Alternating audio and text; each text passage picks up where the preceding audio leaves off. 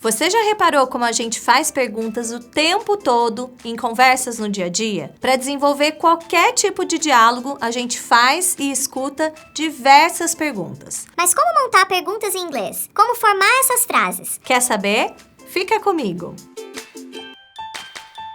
Hello! Seja muito bem-vindo ao English Yourself, o canal criado para ajudar você a finalmente falar inglês no seu dia a dia. Aqui é a sua teacher, Lilian Bittencourt, e hoje eu vou te ensinar como formar perguntas em inglês. Para começar, eu quero te lembrar que inglês e português são línguas diferentes, e por mais que seja tentador traduzir ao pé da letra na hora de se comunicar, muitas vezes isso não funciona.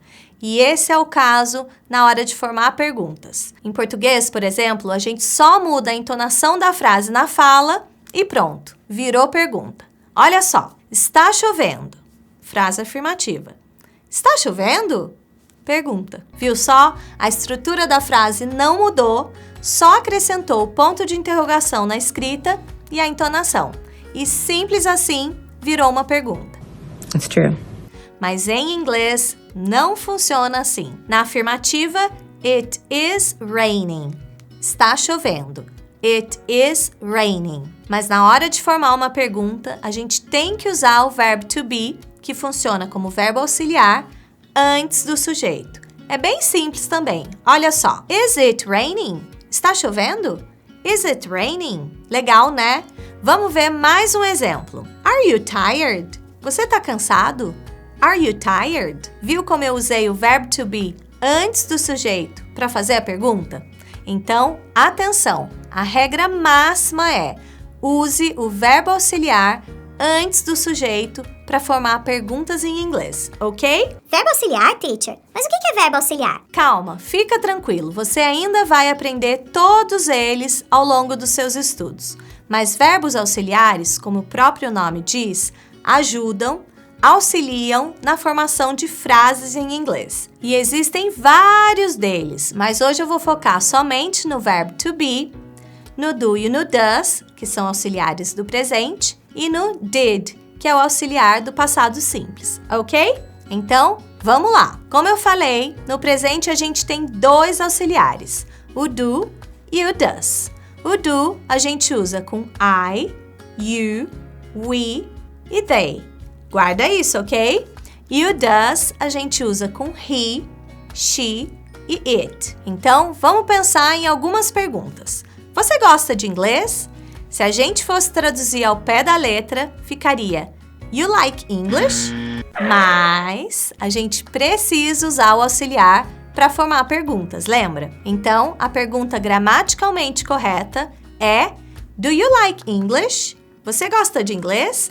Do you like English? Yes, I do. Do you like my videos? Você gosta dos meus vídeos? Do you like my videos? Então dá um like nesse aqui. Que louca. Agora vamos formar uma pergunta com o uso de does. Onde ela mora? Where does she live?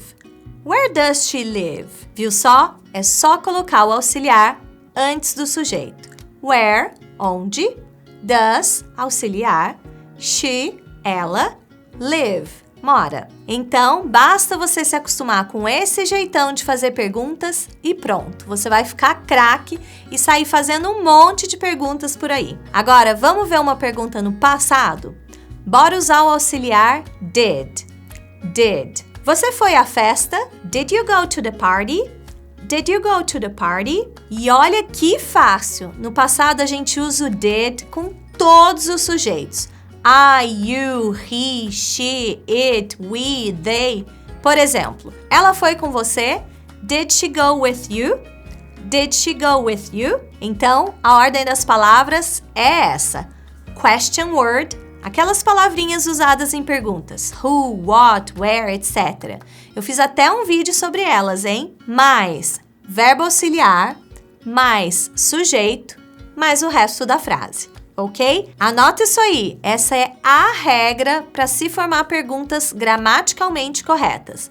Deal Fechado? Mas, porém, contudo, entretanto... Oh, God! No dia a dia ou em séries e filmes, a gente acaba se deparando com perguntas sem o verbo auxiliar e com a ordem de uma afirmativa. Por exemplo, em perguntas em que você expressa surpresa, mas na verdade você já sabe a resposta. Por exemplo, You're here? Você tá aqui? You're here? Nesse caso, eu tô vendo a pessoa na minha frente, sei que ela tá ali e na verdade a minha pergunta é só para demonstrar surpresa mesmo, certo? Então, nesse caso, não é usada a ordem para perguntas. Um outro exemplo. You live here? Você mora aqui? You live here? You live here? You live here?